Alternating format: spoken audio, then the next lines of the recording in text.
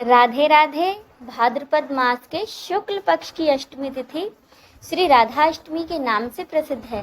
शास्त्रों में इस तिथि को राधा का जन्म दिवस बताया गया है। राधा जी वृषभानु की यज्ञ भूमि से प्रकट हुई थी। वेद तथा पुराण में जिनका कृष्ण वल्लभा कहकर गुणगान किया गया है, आज उन राधा जी के जन्म दिवस पर हम आपके लिए लाए हैं राधा अष्टमी व्रत कथा। तो चलिए शुरू करते हैं। एक पौराणिक कथा के अनुसार एक बार देवी राधा गोलोक से कहीं बाहर गई थी।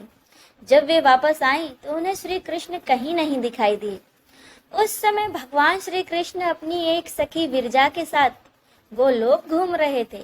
यह बात जब श्री राधा को मालूम हुई तो उन्हें बहुत गुस्सा आया और वे सीधी श्री कृष्ण के पास पहुंच गईं। वहां पहुंचकर उन्होंने भगवान श्री कृष्ण को काफी भला बुरा कहा। राधा जी का यह व्यवहार श्री कृष्ण के मित्र श्री दामा को बहुत बुरा लगा और उन्होंने गुस्से में आकर श्री राधा को पृथ्वी पर जन्म लेने का श्राप दे दिया। राधा रानी को इतने गुस्से में देखकर भगवान श्री कृष्ण की सखी विरजा तो वहां से चली गई। इस श्राप के बदले श्री राधा ने भी श्री दामा को श्राप देते हुए कहा, जाओ, तुम्हारा जन्म राक्षस कुल में होगा। राधा रानी के द्वारा दिए गए श्राप के कारण ही श्री दामा का जन्म शंखचूड़ दानव के रूप में हुआ। दानव के रूप में जन्म लेने के बाद भी उसकी भक्ति भगवान विष्णु में बनी रही। वहीं दूसरी ओर राधा रानी ने भी पृथ्वी पर वृषभानु के घर पुत्री के रूप में जन्म लिया। लेकिन राधा रानी वृषभानु जी की पत्नी देवी कीर्ति के गर्भ से नहीं जन्मी थी। दरअसल जिस समय श्री दामा और राधा रानी एक दूसरे को श्राप दे रहे थे, तब भगवान श्री कृष्ण ने राधा रानी से कहा, आपको पृथ्वी पर देवी कीर्ति और वृषभानु जी की पुत्री के रूप में रहना है।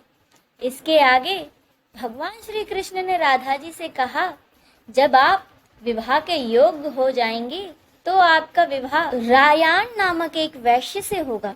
हालांकि वह भी मेरे ही अंश अवतारों में से एक होगा। आप धरती पर भी मेरी प्रियतमा बनकर रहेंगी, परंतु हम दोनों को वहां बिछड़ने का दुख सहना होगा। हे राधा रानी, अब आप धरती पर जन्म लेने की तैयारी करें। सांसारिक दृष्टि में देवी कीर्ति गर्भवती हुई और उन्हें प्रसव भी हुआ। लेकिन देवी कीर्ति के गर्भ में योग माया की प्रेरणा से वायु का प्रवेश हुआ और उन्होंने वायु को ही जन्म दिया।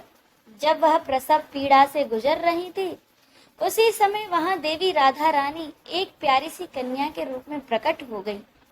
जिस दिन राधा रानी प्रकट हुई वह भाद्रपद शुक्ल पक्ष अष्टमी का दिन था। इसीलिए इस दिन राधा रानी का जन्म दिवस मनाया जाता है। इस दिन भगवान श्री कृष्ण और राधा रानी की पूजा की जाती है। इस व्रत को करने से हमें सभी सांसारिक सुख की प्राप्ति होती है। मान्यता के अनुसार इस व्रत को करने से धन की कभी कमी नहीं होती और घर में बरकत बनी रहती है। और इस साल राधा रानी का जन्म दिवस 23 सितंबर शनिवार के दिन मनाया जाएगा। आप भी राधा रानी की पूजा अर्चना पूरे विधि विधान के साथ करें। इसी के साथ ये कथा समाप्त होती है। जय श्री कृष्ण।